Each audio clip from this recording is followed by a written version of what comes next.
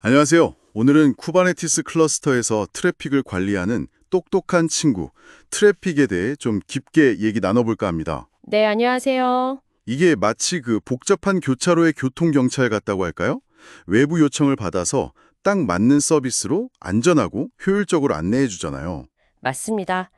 오늘 저희가 볼 자료들은 트래픽 공식 문서, 설정 옵션 가이드, 그리고 엔진엑스랑 비교한 글들인데요. 이걸 바탕으로 쿠버네티스에서 트래픽을 정말 잘 쓰려면 꼭 알아야 할 핵심 설정, 한 10가지 정도? 그걸 좀 파헤쳐 보려고 합니다. 왜 써야 하는지, 또 어떻게 쓰는지 중심으로요. 트래픽 하면 역시 그 서비스 자동 탐색, 그리고 동적 라우팅 구성, 이게 핵심 매력인 것 같아요. 옛날처럼 뭐 하나 바뀔 때마다 설정 파일 열어서 고치고 재시작하고 그럴 필요가 없다는 거잖아요. 트래픽이 알아서 인프라 변경을 감지하고 라우팅 규칙을 바꿔준다, 뭐 이런 거죠. 바로 그겁니다. 수동으로 할 때 실수도 많고 번거롭잖아요. 그걸 확 줄여주죠. 이 동적인 특징을 제대로 이해하려면 먼저 정적 설정과 동적 설정 이 두 가지 개념부터 잡고 가야 해요. 정적 설정은 트래픽 프록시 자체의 시작 설정이에요. 예를 들면 어떤 네트워크 포트, 그러니까 진입점을 열 건지 또 어떤 시스템, 프로바이더라고 부르는데 예를 들면 쿠버네티스나 도커 같은 시스템의 설정을 감시할 건지 이런 것들을 정의합니다. 아, 처음에 딱 기본 틀을 잡아주는 거군요. 트래픽을 껐다 켜야 반영되는. 네, 그렇죠. 그럼 이제 동적 설정은 뭐냐면 실제로 트래픽을 어떻게 처리할지에 대한 규칙들이에요. 라우터, 서비스, 그리고 오늘 좀 자세히 볼 미들웨어 같은 것들이요. 이건 트래픽 재시작 없이도 실시간으로 막 바뀔 수 있어요. 아하. 그럼 이 둘이 어떻게 연결되는 건가요? 정적 설정이랑 동적 설정이 따로 노는 건 아닐 것 같은데요? 네, 당연히 연결되죠. 정적 설정에서 나는 쿠버네티스에서 설정 정보를 가져올 거야. 이렇게 프로바이더를 지정해 놓으면요. 트래픽이 계속 쿠버네티스를 지켜보고 있다가 새로운 서비스가 배포되거나 변경 사항이 생기면 그걸 즉시 감지해서 동적 설정을 알아서 업데이트하는 거예요. 와, 재시작 없이 라우팅 규칙이 막 바뀐다니 진짜 마법 같은데요? 특히 클라우드 네이티브 환경처럼 변화가 잦은 곳에서는 엄청 유용하겠어요. 그렇죠. 유연성이 정말 뛰어나죠. 이런 설정 상태나 트래픽 흐름을 한눈에 볼 수 있는 대시보드도 있다면서요. 헬무로 설치하면 기본으로 켜지고 그 kubectl 포트포워드 명령으로 로컬에서 접속할 수 있다고 들었어요. 맞아요. 상당히 유용하죠. 지금 어떤 라우터가 어떤 서비스로 연결됐는지, 미들웨어는 뭐가 적용됐는지 시각적으로 보여주니까요. 근데 편리하긴 한데 이거 그냥 두면 아무나 접속할 수 있는 거 아닌가요? 좀 위험할 것 같은데. 정확히 보셨어요. 편리함 뒤에는 항상 보안 문제가 따라오죠. 자료에서도 프로덕션 환경에서는 절대 그냥 두지 말고 꼭 비밀번호 인증 같은 걸 걸라고 강조합니다. 베이직 오스 미들웨어 같은 걸 쓰는 게 일반적이고요. 야물 설정 몇 줄만 추가하면 간단하게 보안을 강화할 수 있습니다. 아, 미들웨어. 잠시 후에 더 얘기하겠지만 그런 걸로 대시보드 접근 제어도 하는군요. 네네. 보안 얘기가 나왔으니 말인데 요즘 HTTPS는 정말 기본이잖아요. 보안은 물론이고 그 SEO, 검색 엔진 최적화에도 중요하고요. 트래픽은 HTTPS 설정을 어떻게 지원하나요? 이것도 정적 설정과 동적 설정이 같이 일하는 좋은 예시인데요. 예를 들어 정적 설정 파일 멜류스.yaml 같은 곳에다가 나는 렛츠 엔크립트를 사용해서 인증서를 자동으로 발급받을 거야 라고 인증서 리졸버를 정의해 놓는 거예요. 클라우드플레어 같은 다른 옵션도 있고요.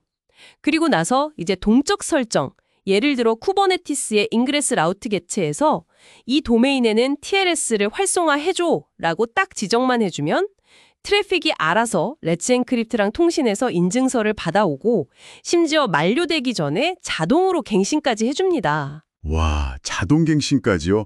그 인증서 관리하는 거 은근히 귀찮은데 이건 정말 좋네요. 네, 이 자동화가 트래픽의 정말 강력한 장점 중 하나죠. 그럼 그 외부 요청이 제일 처음 트래픽에 들어오는 문, 이걸 진입점, 엔트리 포인트라고 부르는 거군요.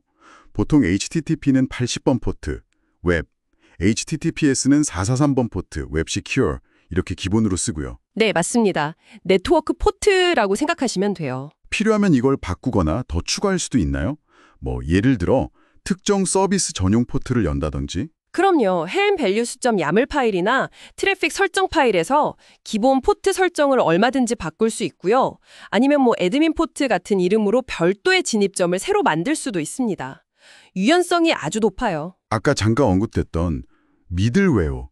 이게 상당히 재밌어 보이는데요. 요청이나 응답을 중간에서 가로채서 뭔가 작업을 한다. 뭐랄까, 요청에 헤더를 추가하거나 특정 IP만 허용하거나 아니면 HTTP 요청을 HTTPS로 자동으로 바꿔주거나 기능이 정말 많던데요? 네, 미들웨어는 정말 트래픽의 꽃이라고 할 수 있습니다. 비유하자면 요청 처리 파이프라인에 끼워 넣는 레고 블록 같은 거예요. 방금 말씀하신 HTTP를 HTTPS로 강제 리디렉션하는 리디렉트 스킨 미들웨어가 아주 대표적이고요. 또 서비스가 너무 많은 요청을 받아서 힘들어하지 않도록 초당 처리 가능한 요청 수를 제한하는 레이트 리밋 미들웨어도 많이 쓰이죠. 평균 요청 수 에버리지랑 순간적인 최대 요청 수 버스트를 설정할 수 있어요. 아, 레이트 리밋. 디도스 공격 같은 거 막는데도 도움이 되겠네요. 그렇죠. 그리고 또 유용한 게 에럴스 미들웨어인데요. 예를 들어서 서비스에서 500 에러가 났을 때 그냥 밋밋한 에러 페이지 대신 우리가 미리 만들어둔 좀 더 친절한 안내 페이지를 보여주게 할 수 있어요. 사용자 경험 측면에서 좋죠. 와, 정말 다양하네요. 이런 미들웨어를 여러 개 연결해서 쓸 수도 있나요? 예를 들어 인증 먼저 하고 헤더 투과하고 그다음에 속도 제한 걸어줘 이런 식으로요? 네, 당연하죠. 그걸 미들웨어 체이닝이라고 부릅니다. 순서대로 적용돼요. 그래서 아주 복잡한 요청 처리 로직도 미들웨어 조합으로 구현할 수 있습니다. 알겠습니다. 다음은 로드 밸런싱인데요. 트래픽을 여러 서버 인스턴스로 나눠주는 거잖아요. 이것도 트래픽이 알아서 해주나요? 네, 기본적인 라운드 로빙 방식은 물론이고요. 트래픽 서비스 객체 설정을 통해 여러 인스턴스로 트래픽을 분산시킵니다. 혹시 단순히 나누는 것 말고 좀 더 똑똑하게 나눌 수도 있나요?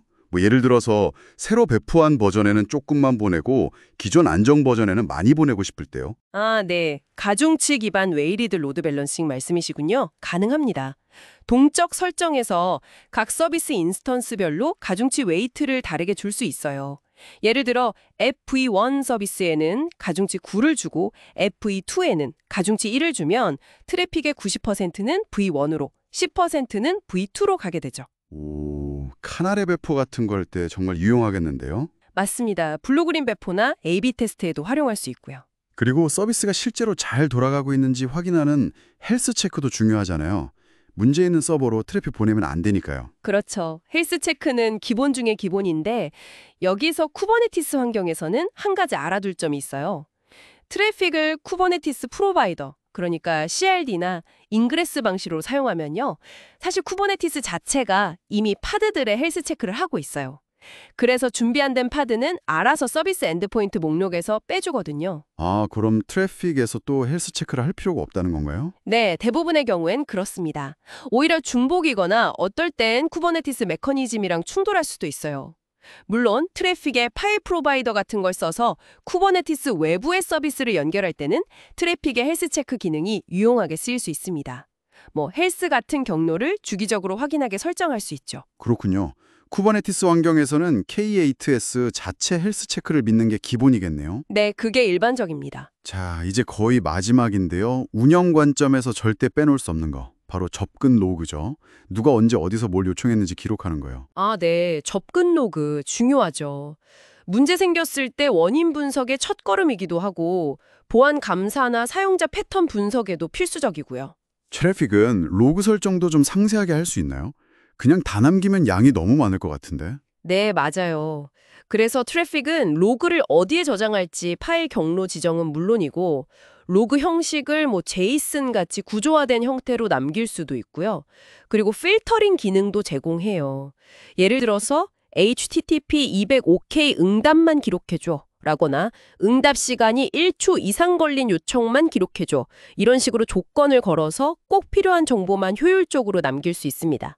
오, 필터링 좋네요. 디버깅 할 때 정말 도움되겠어요. 그렇죠. 로그 분석 시간을 확 줄여주죠.